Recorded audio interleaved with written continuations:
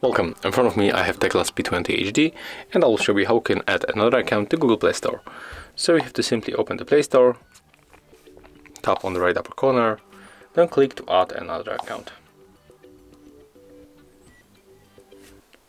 First you have to enter your verification method, in my case it's simply PIN code.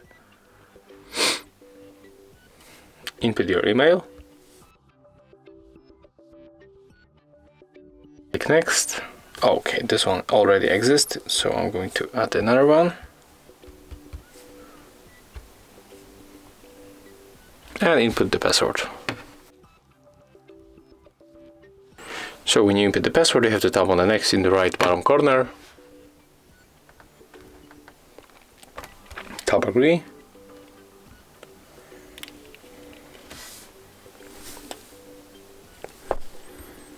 And as you can see right now, when you simply tap on the right upper corner on these accounts, we can switch between accounts just like that. And that's all. If you find this video helpful, remember to like, comment and subscribe to our channel.